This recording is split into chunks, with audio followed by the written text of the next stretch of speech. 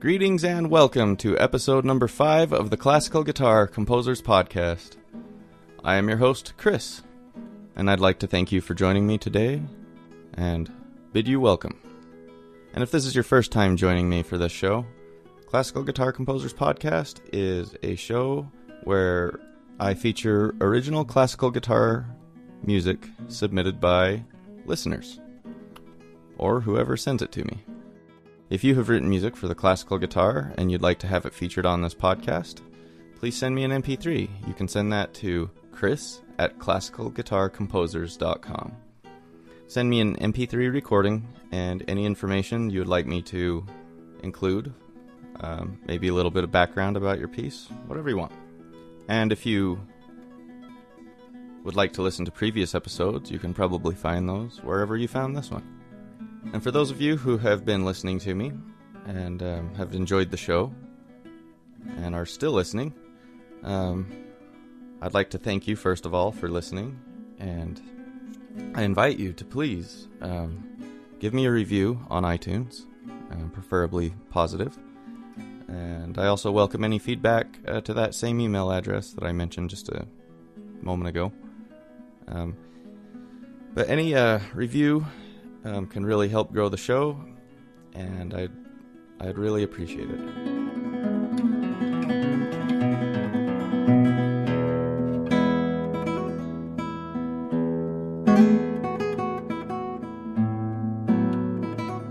So as I've said, I've got a great show for you today. We're going to pick up right where we left off from the last episode and play another piece by David Malmberg, as promised.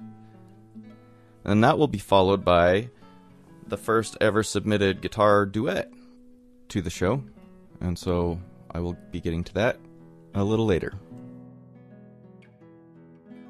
But I'm very excited about that. Alright, it is a beautiful sunny day here in Utah, if I haven't said so already. I just got back from disc golfing, and it was very hot, but good time nonetheless, and so now it just seemed like a perfect time to sit down and have an iced tea and listen to some classical guitar music. So, my tea glass is fulleth, and I'm ready to go.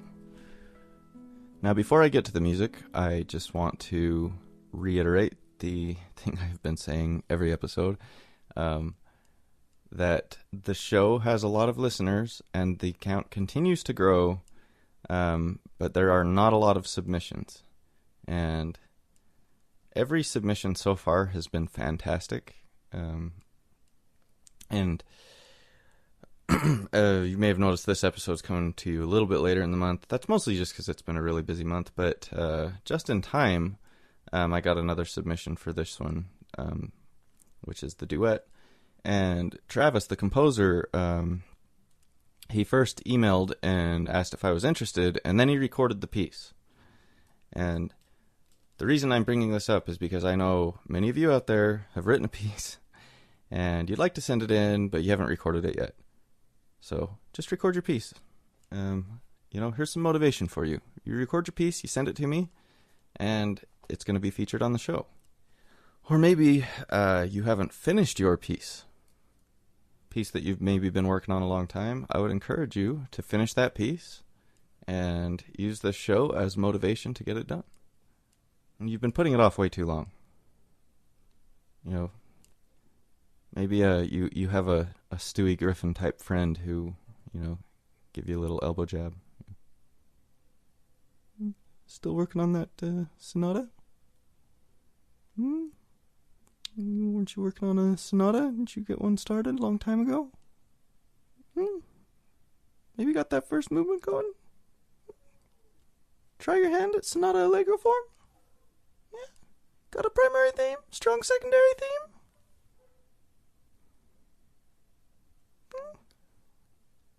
Big exposition? Going into a strong development section? Intertwine the two themes together? Have you got the recapitulation yet? Finish your piece. You can do it. Alright, so now that I have thoroughly annoyed half of my audience, let's move on to the music. as you know, this is a great time to push pause and refill your glass with whatever it is that gets you in the mood to listen to great music. And sit back and relax, and let's find out what kind of journey our composers this week are going to take us on. All right, so as I said earlier, we are going to start with another piece by David Malmberg. David Malmberg finishes his pieces. And so this is the other one he sent in, and after totally butchering the name of last week's, I'm sure... Oh boy, my phone's ringing. Hold on. Scammers. Hello? Hey, this is Brenda calling about your federal student loan. You have been approved I don't have a for student redemption loan. plans that include complete forgiveness. Please press 1 to be connected with our office, or press 9 to pass on this offer and be removed. Do you think Brenda listens to the show? Let's find out. Oh, man. Well, I guess my debts cannot be forgiven. Anyway, so I was saying that I'm going to totally botch this pronunciation again, but David actually sort of spelled it out for me to make it obvious, but I still didn't trust myself to get it right, so I looked it up on the internet and found a pronunciation of it. So this is the Minoan Variations. And David writes, Minoan is in reference to a wilderness canoe camp in northern Minnesota. The main motif is based on the Minoan camp song, followed by four variations and a recapitulation of the main motif. It comes off my CD entitled Forever and a Day. And once again, I am going to post on the Classical Guitar Composers website, classicalguitarcomposers.com, information where you can get to David's website and you can find this CD as well. And if you enjoy these pieces, I encourage you to look into purchasing some more of the music by these composers. Once again, thank you to David Malmberg for sending in this music and helping contribute to my podcast. It is much appreciated, and without further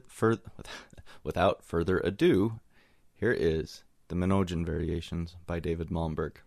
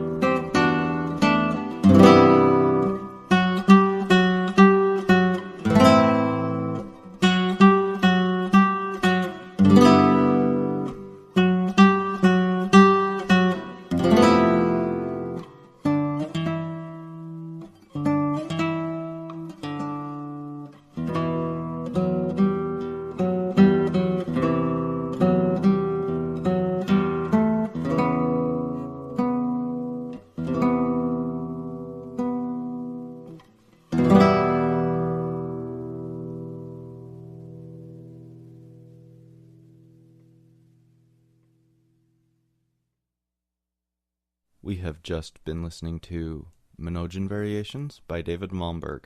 Thank you, David. And once again, you can find links to David's website at classicalguitarcomposers.com.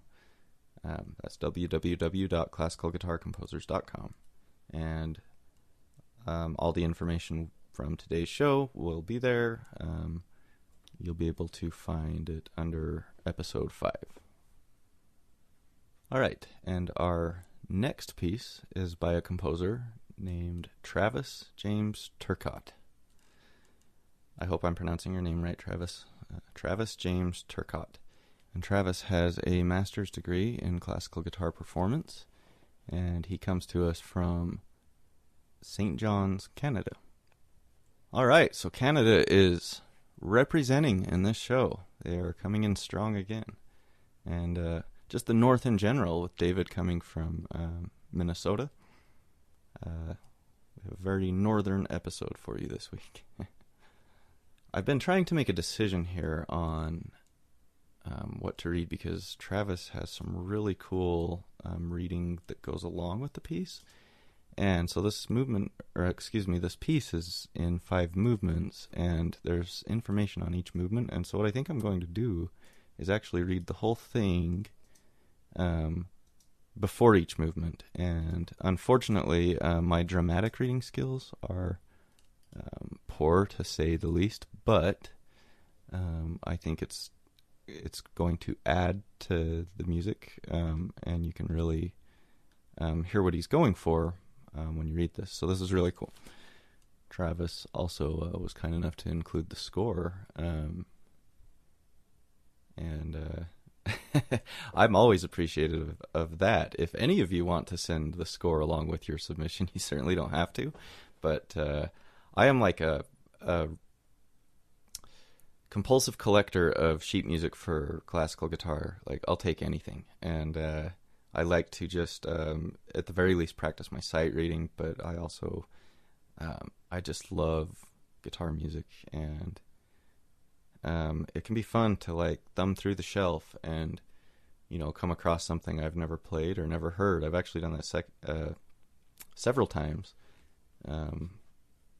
Side note, real quick, we're going to go down a little side road tangent here. I came across something that someone had given me. It's the Capriccio Diabolico by Castelnuovo Tedesco, which is, a very well-known piece and a great piece nonetheless. But I found this version that someone had given me that is the original version, untouched by Segovia. And there's a lot of really cool stuff in there that Segovia cut out. And so I actually tried to learn it as is. I worked on that for a few months, and I finally said screw it, because it was just way too hard. Segovia cut a lot of stuff because it was unplayable. But he also cut out stuff unnecessarily, in my opinion, and added things very unnecessarily to the detriment of the piece at times. And this piece is a victim of too much editing, in my opinion. So I've been trying to come up with something between the two. Well, I have. Now I'm just trying to get it in my fingers, because that piece is hard. But the best part about it is that stupid Paganini quote that comes out of the blue at the end. It wasn't originally in there. I love Paganini, and the piece is an homage to Paganini, but the quote from his second violin concerto that just pops up out of nowhere at the end doesn't fit, and it's just intrusive, and what Tedesco originally wrote is much better. Anyway, we were talking about Travis and his sheet music. So I love to hoard sheet music, and I love to thumb through it and sight read and maybe come across little gems like that once in a while. So if you do send me a score along with your piece, that's something I would enjoy thoroughly and appreciate. And it will be filed away, and it will not be getting passed around the internet. You wouldn't need to worry about anything like that. Anyway, back to Travis's piece. Okay, so again, this is a work in 5 movements. And let me just pull this page open again. Somehow I've lost it. Okay, so the work is titled The Odyssey. It's brand new, 2018 piece, and it begins with this preface. The first movement is titled Calypso, and here's Travis's preface. This work was composed for guitar duo and is programmatic. It was written as an homage to the guitar trio Alice in Wonderland by Claude Gagnon. The piece takes listeners through Odysseus' journey home after the Trojan War and recounts some of the major events in the Odyssey. Both performers should do their best to bring the story to life. This movement represents Odysseus realizing that he must return to Ithaca, for to live as an immortal with Calypso would mean that he would be forgotten amongst the Greek Achaeans. This is a hero's call to arms. Musically, the key to this movement is terraced dynamics. So then, royal son of Laertes, Odysseus, man of exploits, still eager to leave at once and hurry back to your own home, your beloved native land? Good luck to you even so. Farewell. But if you only knew, deep down, what kind of pains are fated, you'd fill your cup before you reach that shore. You'd stay right here, preside in our house with me, and be immortal. Much as you long to see your wife, the one you pine for all your days.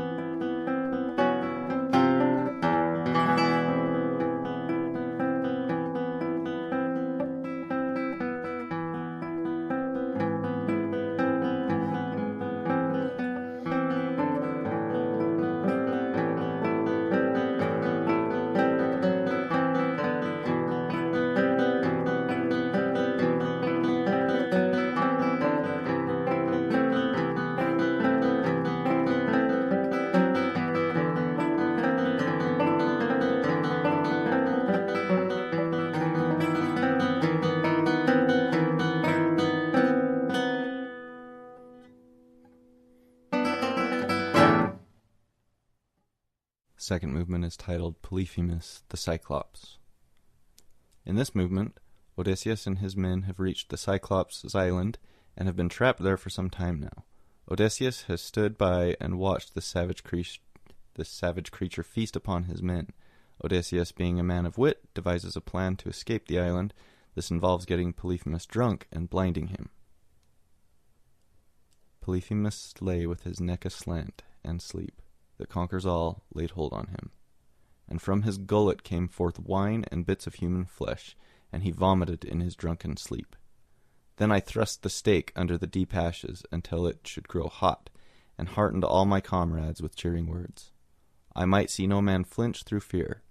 I drew nigh, bringing the stake from fire, and my comrades stood round about, and the gods breathed great strength through us. They took the stake, glowing hot, and thrust it into his eye.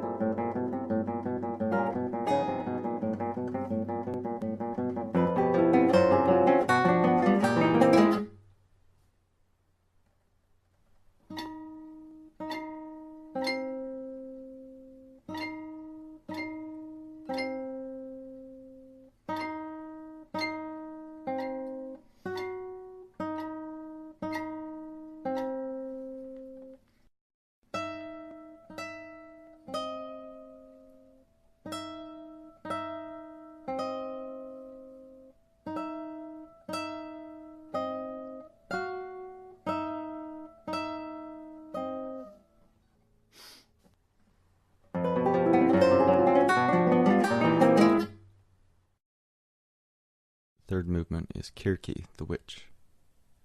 In this movement, Odysseus and his men have just arrived at Circe's house. She is described as a witch and a goddess, and she is undeniably powerful. After ingesting Circe's bewitched drink, Odysseus's men are turned into pigs. Circe then becomes Odysseus's lover, and Odysseus forgets about his wife and home. After being with Circe for a year, Odysseus snaps out of his own delusion and remembers the purpose of his journey, which is to return home. With the forest glades they found the house of Circe, built of polished stone in a place of wide outlook, and round about it were wild wolves and lions, whom Circe herself had bewitched, for she gave them evil drugs. Yet these beasts did not rush upon my men, but pranced about them happily. So they stood in the gateway of the fair goddess, and within they heard Circe singing with sweet voice.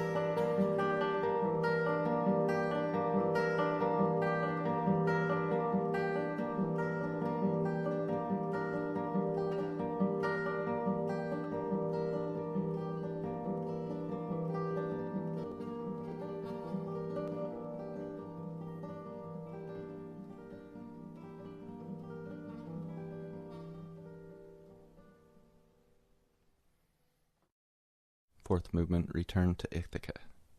In this movement, Odysseus has finally returned home, but there is little time for celebration. In the opening quotation, Odysseus reflects upon his own uncertainty in returning home. Odysseus knows that he must slay all of Penelope's suitors, but first he wants to ensure that Penelope can still be trusted. As a precautionary measure, Odysseus disguises himself as an old man before he meets with Penelope, and the violence ensues. So Odysseus sprang up and stood and looked upon his native land, and then he groaned and smote both of his thighs with the flat of his hands, and mournfully spoke, and said, Woe is me! To the land of what mortals am I now come? Are they cruel and wild and unjust, or do they love strangers, and fear the gods in their thoughts? Whither shall I bear all this wealth, or whither shall I myself go wandering on?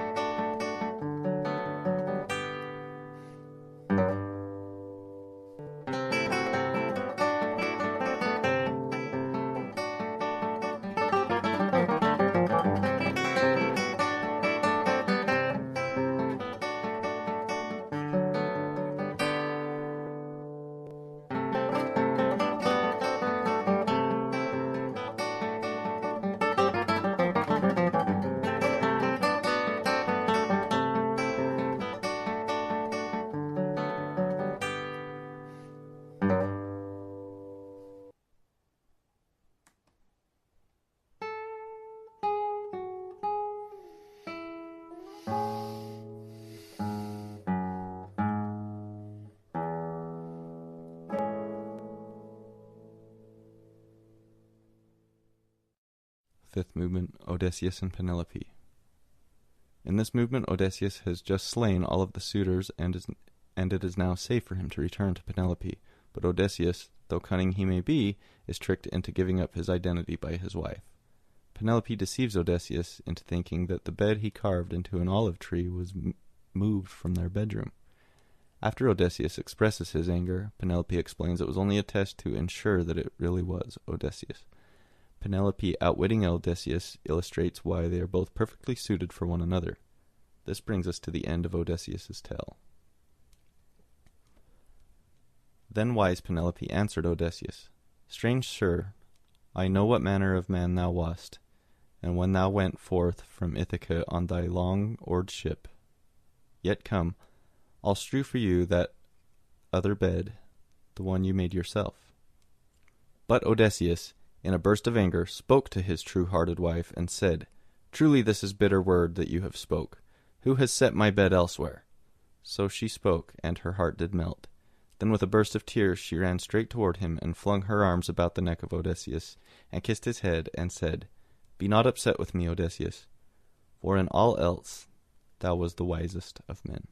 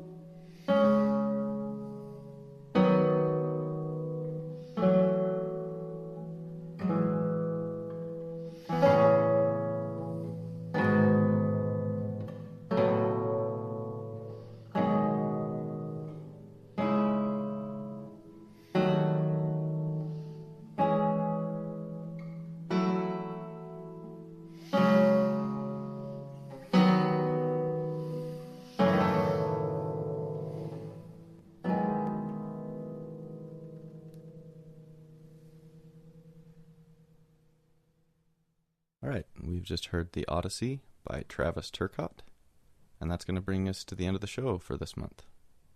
I'd like to thank you all for listening. I'd like once again to thank both Dave Malmberg and Travis Turcotte for submitting their pieces and giving us a fantastic show this week.